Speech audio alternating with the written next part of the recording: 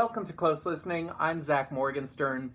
This is a channel where I usually talk about music. However, I think, because my wife is the booktuber Infinite Text, I have been really influenced by the booktube format.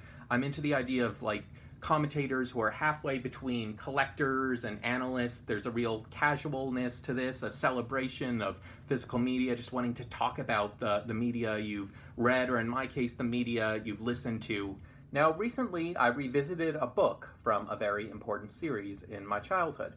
And if you haven't guessed from various decorations I've ensembled around me here, that series is Redwall. In particular, that book is the Taggerung. So the Taggerung, I suppose, is in the second half of the books that Brian Jacques wrote in his Redwall series. And that's one of the things you should know if you are learning about Redwall. This name that looks like the French name Jacques, pronounced Jacques, because Brian Jacques is from Liverpool.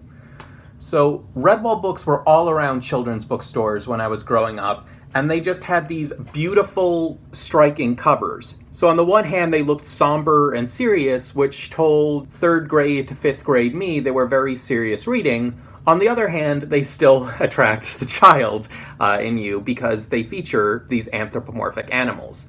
There is a narrow cast of animals in these books. They are all mammals, and they are all woodland creatures one would find in Britain. Now, I was really into these books, as I said, when I was a middle elementary school kid. And these were books that teachers were happy for you to read. They're all about 350 to 450 pages in length with, for kids, small print, so it's certainly a serious reading project, and you feel like you're a real reader when you're looking at them. But how do these books hold up? So one thing that really challenged me is I'm someone who likes to be sympathetic to a broad range of characters. I like stories about there being good in everyone. I like stories about complexity. And on top of that, I'm not a guy who's big on action. So more recently, my wife, she looked up Brian Jacques out of curiosity. And at first she was really drawn to him as a personality. And then she started reading one of his books. I believe it was the original Redwall book. And her response was, how could you possibly like this? This is just a book about good creatures having action scenes with bad creatures. And it made me think, well, I guess the thing when you're a kid is you don't feel like you have all the choice in the world. You don't have your own money. You can't go out on your own to the library. There wasn't Netflix or YouTube back then, so you could just scroll through things until you found the perfect match for you. So you just sort of had to decide what you liked and lean into that. Or at least that was my child psychology. So do these books that meant a lot to me as a little kid, can they still hold up? I read this book, and I had mixed feelings about that. So on the one hand, one of the things that Brian Jacques says when he's asked to give advice to kids on writing, where he said, he passed away in 2011, is paint pictures with words. That feels like really simple, generic advice, but just like keep your eye on the ball in baseball, it's simple advice that a lot of people at a basic level just don't think about. So I'm someone who tries to write novels or even short stories from time to time. And I often find they end up way shorter and way simpler and don't read at all literary.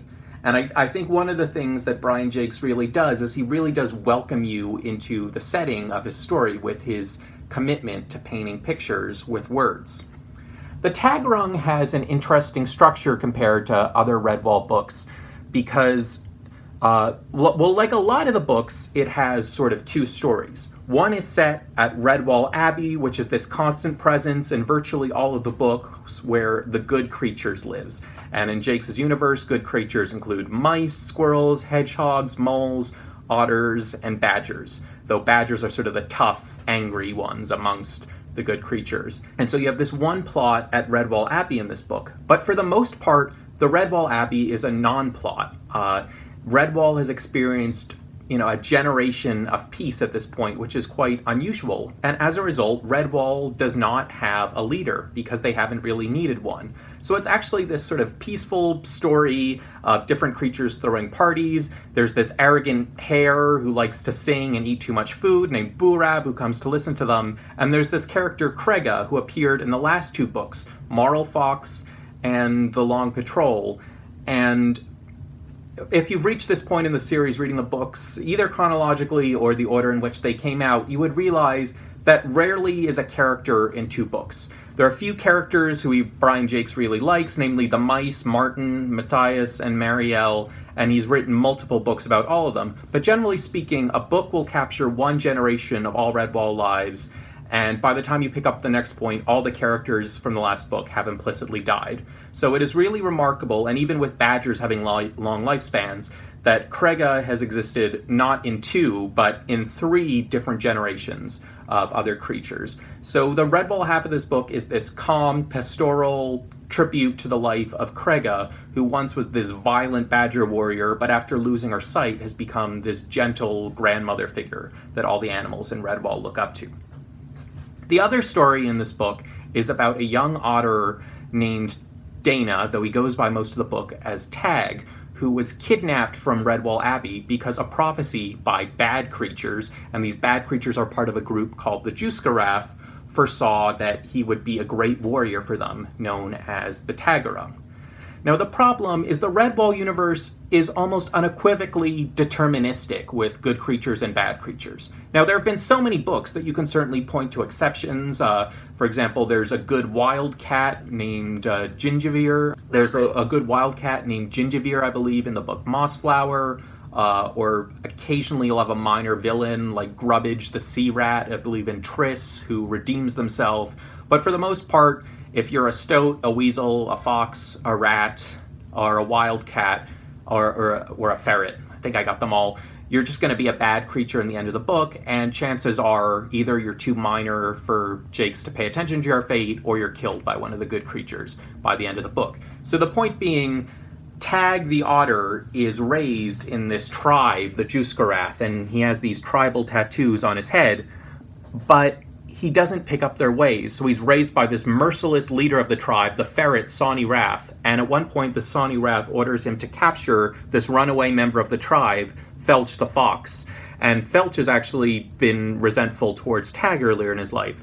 But Tag insists only on capturing Felch, and when Sawney Wrath insists that he torture Felch to death, Tag runs away from the tribe and begins to search out what he knows must be his real home, though he doesn't know at this point, because he was just a baby, that he was originally from Redwall Abbey. And I guess one of the things that's really frustrating reading this book, as opposed to as a child, is there are certain questions that I can't believe Jacques doesn't wrestle with at all. So how can this world be so deterministic that there's not any moral ambiguity in Tag whatsoever?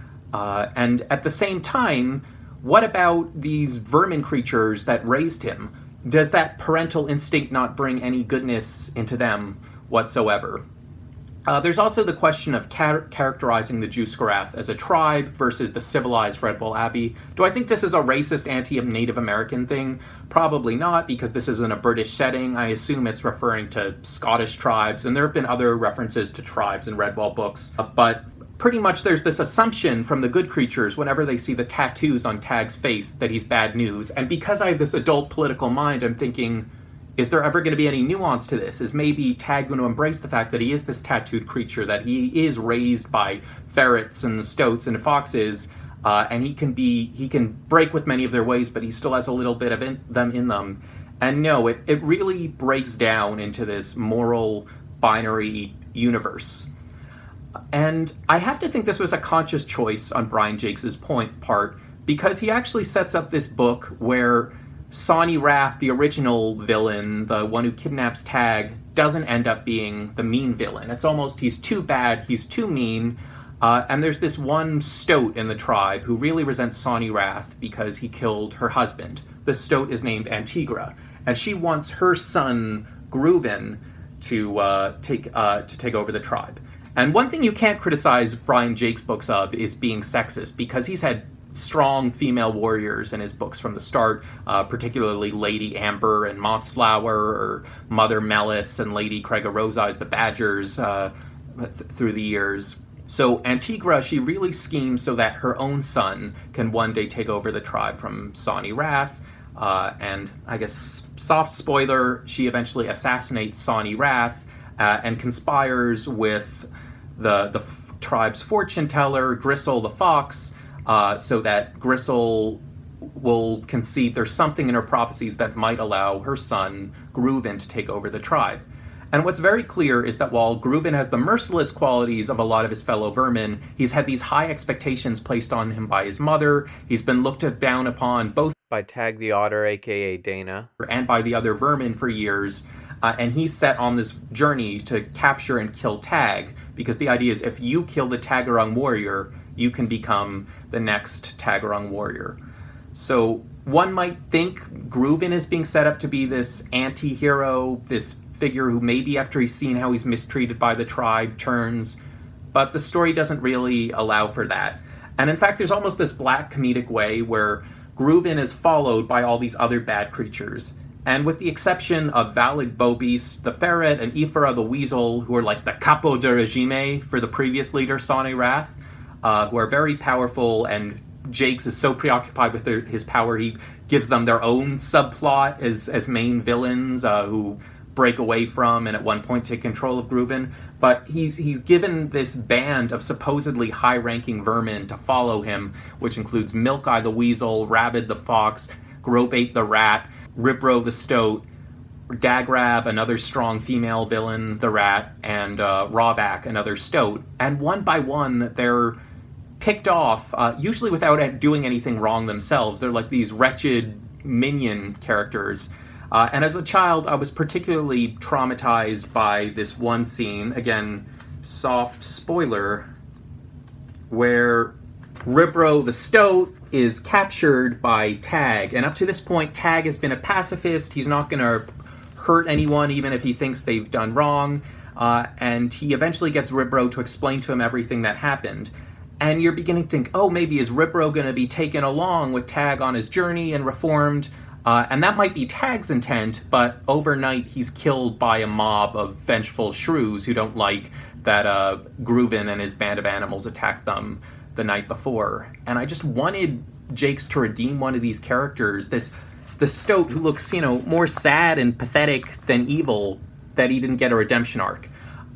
So there are little bits of Jakes thinking about that. There's this cameo at one point by a badger named Drusano, who's the one non-violent badger in the series. He does end up sparing one particular vermin character, though he doesn't do much with a redemption arc necessarily with that character. So I guess overall, this book is very frustrating in that way.